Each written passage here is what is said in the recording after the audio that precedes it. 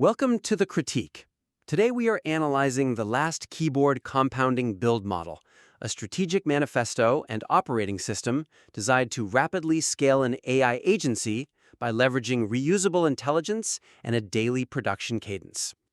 Let's just jump straight into the operational friction this creates. The ambition to scale virtual assistants to one project per day introduces a significant risk of diluting the bespoke, human-centric quality required to pass the intelligence and reveal tests. That's really the core issue right off the bat. Right. I mean, looking closely at the material's productivity ladder, it's pretty intense. It moves operators from stage one, which is, one project a week. A very reasonable pace. Very reasonable. But then it scales all the way to stage 5, which demands one finished project every single working day. Yeah, which is just a massive leap. It is. And alongside this, there's a strict weekly operating system that goes signal, insight, build, story, publish. To me, it feels a bit like running a high-speed culinary kitchen.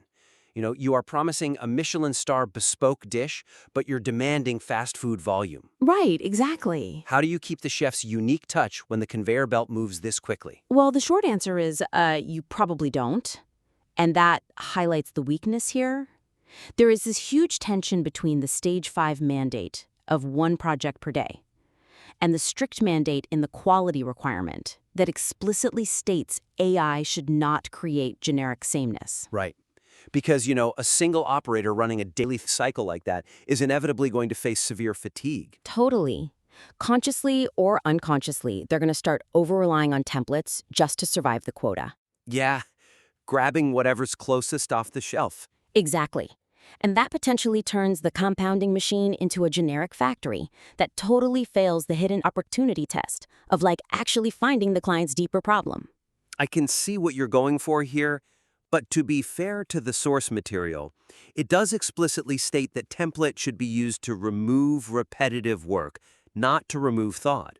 That makes sense in theory, but, awareness in a manifesto rarely survives the reality of a looming deadline. Right. The gravity of the quota basically outweighs the philosophy. For sure. Imagine an operator on a Thursday afternoon. They are exhausted staring down a 5 o'clock shipping target. The system demands speed, and the human brain's natural response to a speed demand is to take cognitive shortcuts. They won't spend 3 hours wrestling with an abstract customer problem. They'll force the problem to fit a pre-built framework. So what is the actionable suggestion to fix that mechanically? You need to implement a structural quality gate that explicitly protects the human insight phase from the sheer velocity of the daily production quota. A structural gate. So meaning like a deliberate pause built into the machine. Yeah, exactly. Something they physically cannot bypass. So just as a few concrete examples to solve this, you could introduce a mandatory discovery hour at the exact start of every project. Okay, and what happens in that hour? Well, during that hour, VAs are strictly banned from using templates. It completely forces them to engage in raw, unstructured problem finding. No shortcuts, no pre-built prompts. Just human curiosity applied to the client's problem. Oh, wow. Banned entirely. I really like that it creates a safe sandbox for deep thinking before the stopwatch starts ticking on the build phase. But let me push back a bit. Doesn't an hour of totally unstructured time threaten to stall the momentum? It does stall it, yeah. That's the point. Right. But if the goal is a daily release, burning an hour on pure abstraction could put the afternoon build in serious jeopardy. I hear that. But is there a risk that focusing solely on continuous momentum might overlook the cost of building the wrong thing? The discovery hour is an intentional stall. It forces the operator to find the right trajectory before hitting the gas. That's a fair point. If pure unstructured time feels too risky for that daily cadence, a second example could be implementing a rotating insight editor role. Rotating insight editor. How would that work? Basically, VAs peer review only the Monday and Tuesday signal and insight phases of each other's work. Oh, I see. So rather than policing themselves, they police each other. Right. This review must happen before the Wednesday build phase is allowed to commence. It acts as a circuit breaker. Okay, but again, in a really high-speed environment, if I'm VA number 1 and I'm behind on my own project, Am I really going to rigorously evaluate your insight? Or will I just, rubber stamp it so I can get back to my own quota? That is a very valid operational concern, honestly. Which leads to a third concrete example. You could establish a friction metric directly on the system's quality scorecard. A friction metric. Yeah, to ensure each project tackles a uniquely difficult, non-templated problem before it's approved for publishing. If the system review scores the friction too low, it means the operator took the easy way out, and the project gets kicked back. I love that. So we are basically designing internal constraints to protect the operators from their own quotas. But let's say we successfully build these gates. If the internal system successfully protects the bespoke quality of the product, we really must then evaluate the external forces acting upon this system. Right, the inputs. Exactly. Specifically, how the pricing model dictates who gets access to this protected quality. Relying on a remarkably low $247 entry price to drive volume threatens to attract a low-intent customer base, directly contradicting the foundational goal of working with highly interesting people on complex problems. The manifesto frames this as the 24/7 paradox, right? The economic model pairs this super low setup fee with an $8 weekly plan. Yeah, which is incredibly cheap for B2B. Totally. And a key theme running through the material is that they're using this ultra-low price as a forcing function for internal automation. It forces the team to eliminate bloat and manual research. That makes sense internally, for sure. But realistically, in the real world, bargain pricing typically acts as a magnet for bargain hunters. Won't this just flood the intake with low-stakes noise, rather than the visionary founders the human advantage section wants to attract? That is exactly the weakness here. There's a massive conflict between wanting to discover deep problems and the realities of discount pricing. Is there a risk that focusing solely on high-volume access might overlook the psychological reality of B2B buyers? Oh, 100%. Because a low price inherently signals low value to serious professionals, while simultaneously overwhelming your 12-operator network with mundane, generic requests. And processing those generic requests teaches the compounding system absolutely nothing of value. Right, it's a signaling problem. If I see a brand new Ferrari for sale for $1,000, I don't think, wow, what a brilliant forcing function for their manufacturing efficiency. Right. You think it's broken. I think, what is structurally wrong with the engine? Exactly. Visionary founders expect to pay for the friction of solving complex problems. If they see $247, they're just going to assume the output is going to be incredibly superficial. And the operators are the ones who suffer, churning through uninspired work. So the actionable suggestion is to reposition the $247 price point not as a discounted custom build, but as an exclusive application-only architecture pilot or gateway. You effectively gate access to the machine. Oh, okay.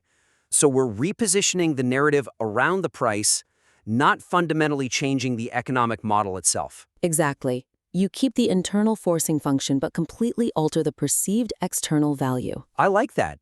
What are some concrete examples of doing that? Well, as a starting point for exploration, you could add a stringent friction test to the project filter at stage 4 of the master plan.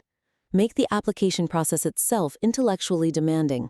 Ask complex questions about their bottlenecks and underlying assumptions. Make them jump through hoops. But wait, doesn't a heavy, demanding friction test risk scaring away the exact busy, high-level founders you want? Like, a CEO doesn't have time to fill out a massive questionnaire. You'd think so, but consider the psychology. A visionary founder with a real problem is already frustrated by superficial agencies that don't understand their depth. When they see a rigorous questionnaire, they don't see a chore, they see a signal. Exactly, a signal that this agency actually demands to understand their nuance before building. It separates the serious from the curious. It changes it from a simple transaction to an audition. Yes. And a second example, looking at the marketing language, would be to carefully reframe the $247 in the copy as an access and setup fee to tap into the existing compounding intelligence engine. Oh! Rather than framing it as the labor cost of a brand new custom build? Right. That's a subtle but huge shift. You're telling them the machine itself is worth millions. It has thousands of hours of training. You're just paying a nominal fee to plug your data into it. Precisely. It completely resets the buyer's expectation. And a third concrete way to explore this would be creating a public, curated waitlist where potential customers must submit a uniquely challenging problem just to earn the $247 spot. Wow, so you have to earn the right to pay them. Yeah, this ensures the machine only ever processes interesting problems. If your problem isn't novel enough to teach the system something new, you simply don't get off the waitlist. That turns the low price into a literal status symbol. You didn't get the build because it's cheap. You got it because your problem was deemed interesting enough by the agency. I love that. It's a highly effective way to align the audience with the purpose. Okay, so let's walk this through. We have the internal quality gates protecting the operators. We have the external entry gates ensuring high-intent clients and complex problems are entering the system. Check and check. So, once the right high-intent client is through the door and the high-quality project is built, the entire longevity of this model relies on the final step, right? Extracting what was learned to fuel the next cycle. Let's look closely at how that extraction actually happens. The mechanical process of extracting system value from every single build lacks the structural detail required to function seamlessly within an operation targeting 240 projects a month. Right. The text emphasizes the two outputs of every build: customer value, the finished product, and system value, the intelligence gained. And there's this compounding learning loop: build, review, extract, improve, reuse. Yeah, that loop is the core of the whole operation. But logistically, as I understand it, the argument is that Project 100 inherits the intelligence of the first 99. Right. But if a VA is outputting one finished product every single working day, how do they physically have the time to extract, document, and catalog that learning without breaking their daily flywheel? That is the big weakness in the extract and improve steps. The text basically assumes learning capture will just naturally occur as a byproduct of doing the work. By magic. Pretty much. But at stage 5 scale, with 12 VAs shipping 60 projects a week, the sheer volume of operational data will turn extraction into an administrative bottleneck. Absolutely. Publishing the story, that's washing the clothes. Extracting the system value, updating the master prompts, filing the templates, that's folding the clothes and putting them in the correct drawers. Yeah. If you're washing clothes all day, every day, and you're measured solely on how many loads you wash by 5 p.m. You end up with a massive pile of clean but completely unorganized clothes on the floor. Exactly. The knowledge is technically there, but it's totally inaccessible to the next operator who needs a specific shirt. That's a perfect analogy. The system will eventually choke on its own undocumented intelligence. So the actionable suggestion here is to institutionalize the learning capture by making it a mandatory, automated deliverable integrated directly into the project lifecycle rather than an administrative afterthought left to the end of the week. So we either have to remove the burden of folding the laundry from the person doing the washing, or make folding an unavoidable part of the washing process. Precisely. And there are a few ways to solve this extraction bottleneck. For example, consider this concrete example. Require VAs to submit one verified prompt upgrade or workflow component to the central system database as a digital key. A digital key? Yeah, this submission is literally the required action to unlock their next project brief. If they don't extract and deposit the learning, the system software won't let them start the next day's work.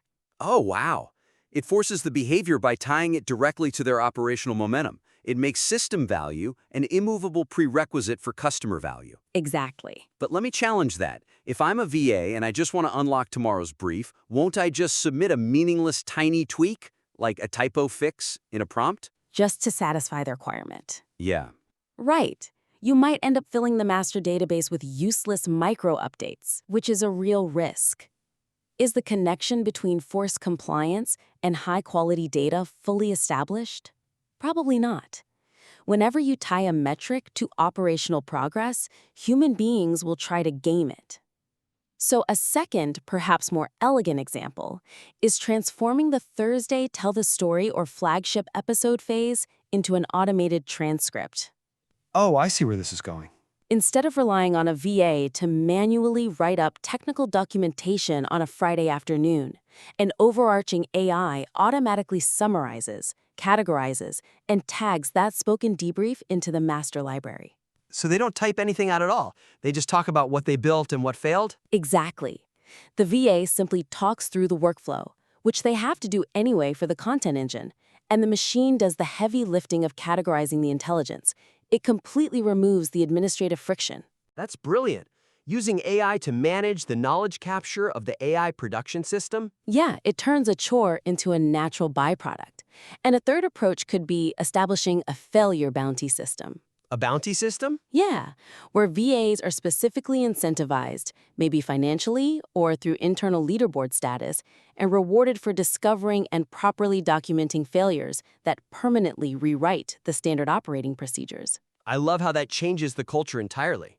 A failure isn't a setback that jeopardizes your daily quota, it's a bounty waiting to be claimed. Right. You shift the psychology from extraction being a boring administrative task to being a highly rewarding hunt for system flaws. The architecture laid out in this manifesto is incredibly ambitious, and the vision of a self-compounding AI agency is highly compelling. But by tightening these specific operational constraints, the system can truly deliver on its compounding promise without burning out its operators or diluting its value. This has been a deeply fascinating look at the mechanics of extreme operational scale. To briefly recap our analysis for the listener today, first, you must protect human insight from the immense pressures of daily scale by implementing strict quality gates, such as a mandatory template-free discovery hour, ensuring operators aren't forced into cognitive shortcuts. Essential. Second, strategically gate the $247 entry offer, perhaps through a stringent friction test or reframing it as an access fee.